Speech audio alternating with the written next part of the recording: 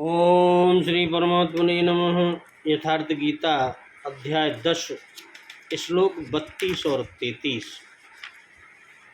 सर्गाणाम आदियंत च मध्यम च एव हम अर्जुन अध्यात्म विद्या विद्यानां बाद प्रवददाम अहम अक्षराणाम अकार अस्मि द्वंद्व सामासिकस्य च अहम एव क्षय काला दाता अहम विश्वतो मुख। भगवान बोले, श्री गोविंद ने कहा, हे अर्जुन, सृष्टियों का आदि और अंत तथा मध्य भी मैं ही हूँ। मैं विद्याओं में अध्यात्म विद्या अर्थात ब्रह्म विद्या और परस्पर विवाद करने वालों का तत्व निर्णय के लिए किया जाने वाला वाद में हूँ, वाद विवाद। और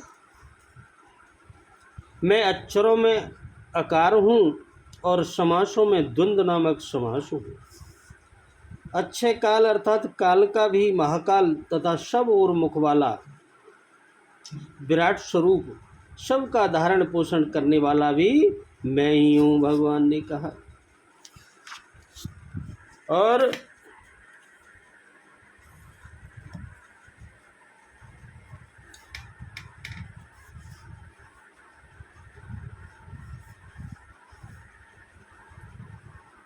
हे अर्जुन, सृष्टियों का आदि अंत और मध्य में हूँ, विद्याओं में अध्यात्म विद्या में हूँ।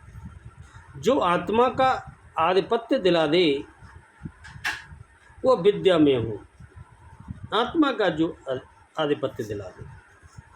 संसार में अधिकांश प्राणी माया के आधिपत्य में है।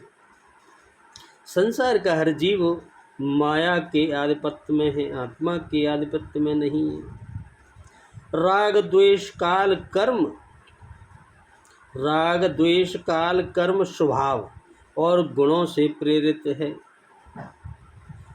इनके आधिपत्य से निकलकर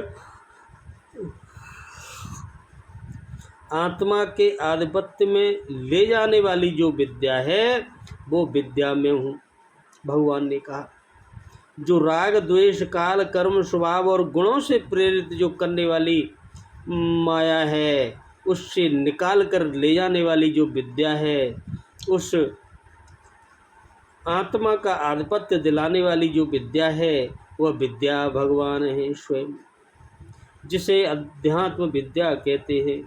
परस्पर होने वाले विवादों में ब्रह्म चर्चा में जो निर्णायक है, ऐसी वार्ता मैं हूँ, भगवान ने कहा। शेष निर्णय तो अनित्तीर्ण होते हैं। और मैं अक्षरों में आकार यानी ओमकार हूँ तथा समासों में द्वंद्व नामक समास हूँ। साधना की उन्नत अवस्था में मन सिमटते सिमटते केवल साधक और इष्ट आमने सामने रह जाते हैं, बस इतना अंतर रहता है। मन जब साधन की अवस्था में उन्नत होता है तो वो धीरे धीरे घटते घटते इष्ट और साधक आमने सामने हो जाते हैं।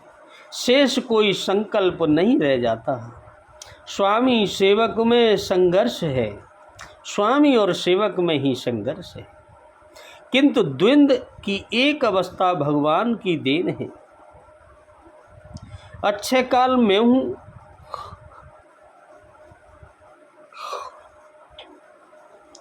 काल सदैव परिवर्तनशील है, भगवान ने कहा, किंतु वह समय जो अच्छे है, हर समय है, वह अजर अमर परमात्मा में प्रवेश दिलाता है। वह अवस्था में हूँ। एक जो समय आता है, जो समय भगवान में प्रवेश दिलाता है, वह समय में हूँ, अच्छे काल कहते हैं उसे। विराट स्वरूप अर्थात सर्वत्र व्याप्त।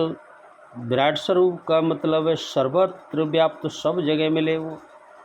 सबको धारण पोषण करने वाला भी मैं ही हूँ, भगवान ने कहा। भगवान ने स्पष्ट किया।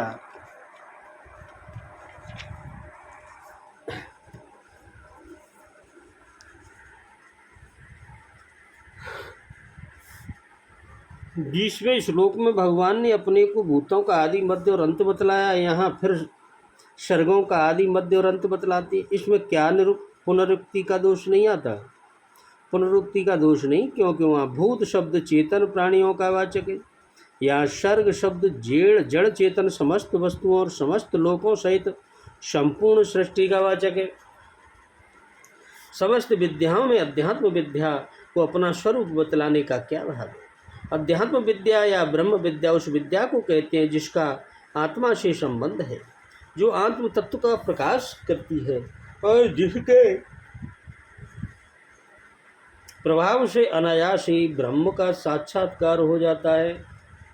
संसार में ज्ञात या अज्ञात जितनी भी विद्याएं हैं सभी इस ब्रह्म विद्या से निकृष्ट हैं, क्योंकि उनसे अज्ञान का बंधन टूटता नहीं बल्कि और भी दृढ़ होता है। परंतु इस ब्रह्म विद्या से अज्ञान की साठगांठ सदा के लिए खुल जाती है और परमात्मा के स्वरूप का यथार्थ साक्षात्कार हो जाता है। इसी से यह सबसे श्रेष्ठ है और इसीलिए तो भगवान ने इसको अपना स्वरूप बतलाया है। बाद को विभूतियाँ बतलाने का क्या विभाव है?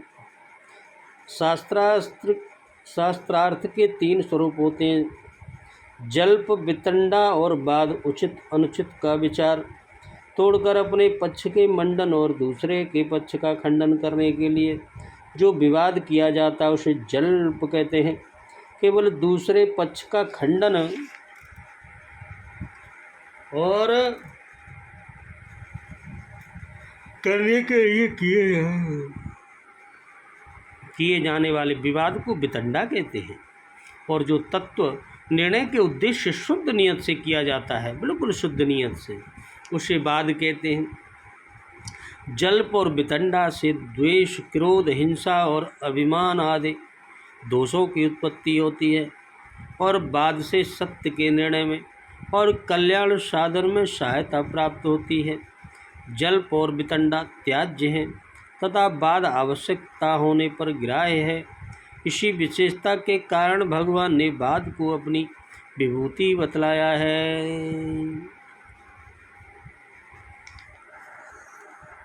और अक्षरों में आकार को अपना स्वरूप बतलाने का क्या भाव है? स्वर और व्यंजनाद जितने भी अक्षर हैं उन सब में आकार सब का आदि है और वही सब में व्याप्त है। श्रुति में भी कहा है, क्या कहा है? अकारो वै सर्वा वाक, समस्त वाणी आकार है। इन कारणों से आकार सब वर्णों में श्रेष्ठ है, इसीलिए भगवान ने उसको अपना स्वरूप बतलाया है। सब प्रकार के समासों में द्वंद्व समास को ही अपनी विभूति बताने का क्या भाव है? द्वंद्व समास में दोनों पदों के अर्थ की प्रधानता होने के कारण वह अन्य समासों से श्रेष्ठ है, इसलिए भगवान ने उसको अपनी विभूतियों में गिना है। 30वें श्लोक में जिस काल को भगवान ने अपना स्वरूप बतलाया उसमें और इस श्लोक में बतलाए हुए काल में क्या भेद है? 30वें श्लोक में जिस काल का वर्णन है वह कल्प, युग, वर्ष, अयन, मास, दिन, घड़ी और क्षण आदि के नाम से कहे जाने वाले समय का वाचक है। वह प्रकृति का कार्य है, महाप्रलय में वह नहीं रहता, इसीलिए वह अक्षय नहीं है। और इस श्लोक में जिस काल का वर्णन है वह सनातन, शाश्वत, अनादि, अनंत और नित्य परम ब्रह्म परमात्मा का साक्षात्कार स्वरूप है, इसीलिए इसके साथ अक्षय विशेषण दिया गया है।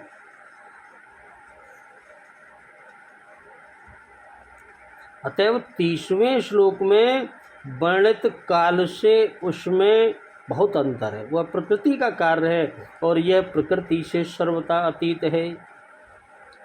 सब और मुख वाला धाता अर्थात सब का धारण पोषण करने वाला मैं हूँ, इसका क्या भाव है? इस कथन से भगवान ने विराट के साथ अपनी एकता दिखलाई है। अभिप्राय यह है कि जो सब का धारण पोषण करने वाला सर्वव्यापी विश्वरूप परमेश्वर हुआ मैं ही हूँ, मुझसे भिन्न वह कोई दूसरा नहीं है। धातु कमण्डलोज्जलं तदुरुक्रमस्य पदानुवनजनं पवित्रया नरेन्द्र स्वर्धुन्यभूनन् भाष्ये शापतति निमाष्ट्रे लोकत्रयं भगतो विश्वदेव कीर्ति। श्रीमद्भगवत गीता में है हे राजन, वह ब्रह्मा जी के कमंडलू का जल भगवान के चरणों को धोने से पवित्र होकर स्वर्ग गंगा मंदाकिनी हो गया। वह गंगा भगवान की निर्मल कीर्ति के समान आकाश से पृथ्वी पर गिरकर अब तीनों लोगों को पवित्र कर रही है। और श्रीमद् भागवत में 9वें अध्याय में 9वां श्लोक 14-15वें पेज पर न होत्परमाश्चर्य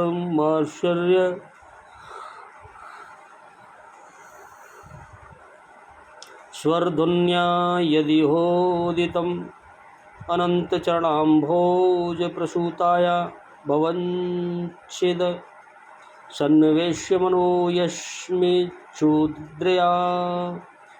मुनियो अमलाः त्रिगुण्यं दुस्तयत्यजं वित्वा शब्दो यातात् स्वदात्ममात्तम्।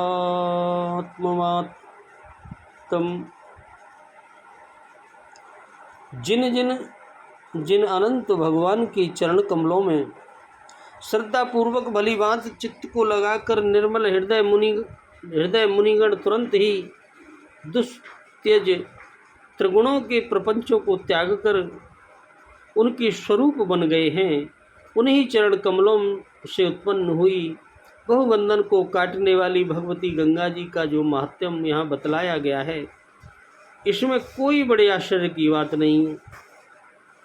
क्या है सुनिए।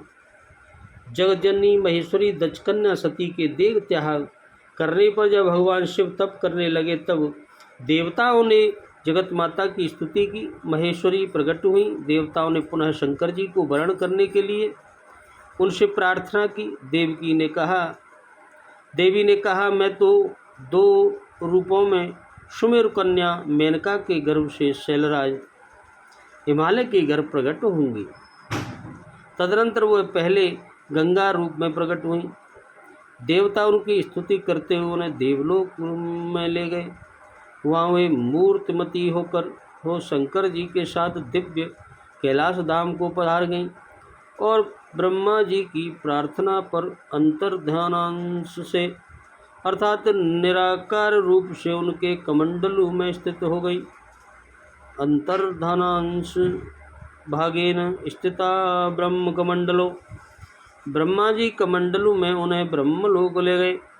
तदनंतर एक बार भगवान शंकर जी गंगा जी सहित बैकुंठ में पधारे। वहाँ भगवान विष्णु के अनुरोध करने पर उन्होंने गान किया। वे जो रागिनी गाते वही मूर्तिमती होकर प्रकट हो जाती। वे भी रागिनी गाने लगे। तब वह भी प्रकट हो गई। उस रागिनी से मुग्ध होकर रसमय भगवान नारायण स्वयं रसरूप होकर बह गए।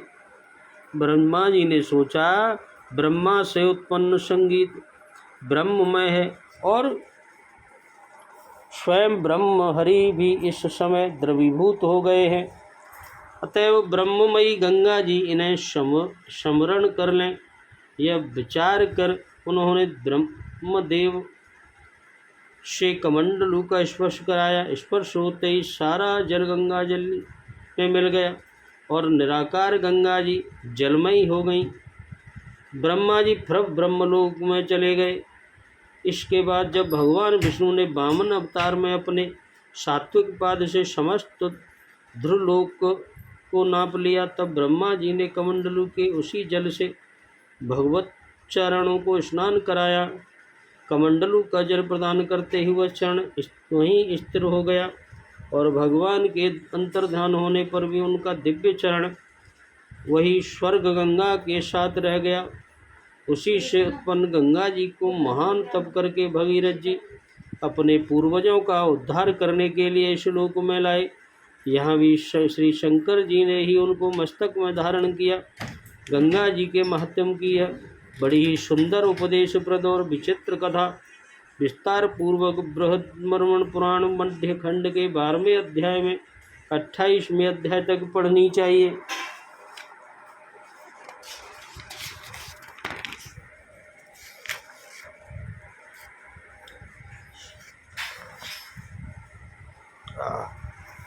प्रभु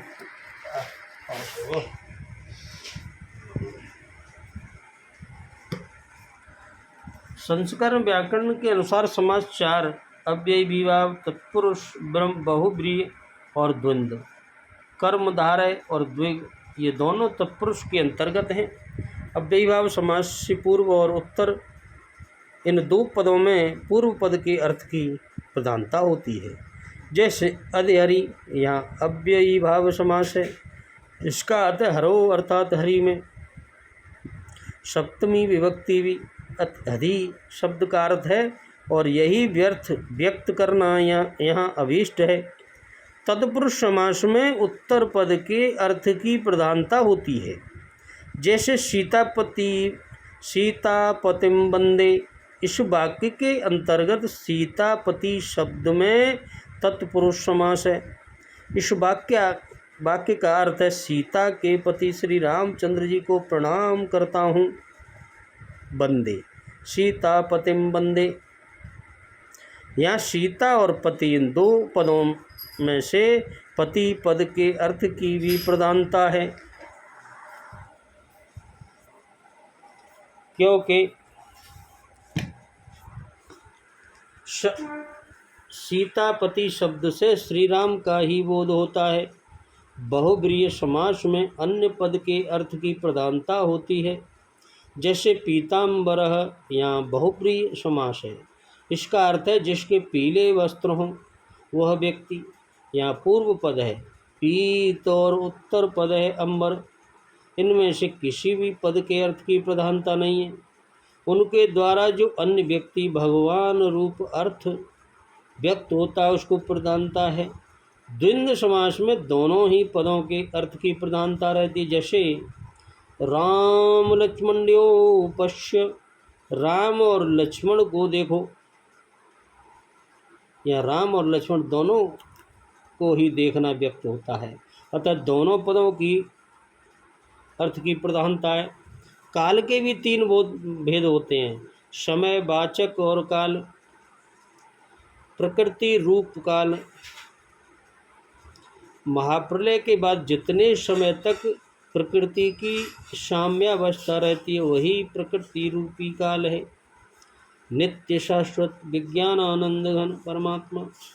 समयवाचक स्थूल काल की अपेक्षा जो बुद्धि की समझ में न आने वाला प्रकृति रूप काल सूक्ष्म और पर है, और इस प्रकृति रूप काल से भी परमात्मा रूप काल अत्यंत सूक्ष्म पराप्ति पर है और परम श्रेष्ठ है।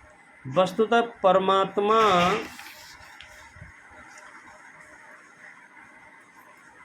देश काल से सर्वथा रहित है, पर जहाँ प्रकृति और उसके कार्य रूप संसार का वर्णन किया जाता है वहाँ सबको सत्ता स्फूर्ति देने वाले होने के कारण उन सब के अधिष्ठान रूप विज्ञान आनंदघर परमात्मा ही वास्तविक काल है। ये ही अच्छे काल हैं। कीर्ति आदि ये 7 देवताओं की स्त्रीवाचक नाम वाले गुण भी प्रसिद्ध हैं, इसीलिए दोनों प्रकार से ही भगवान की विभूतियाँ हैं।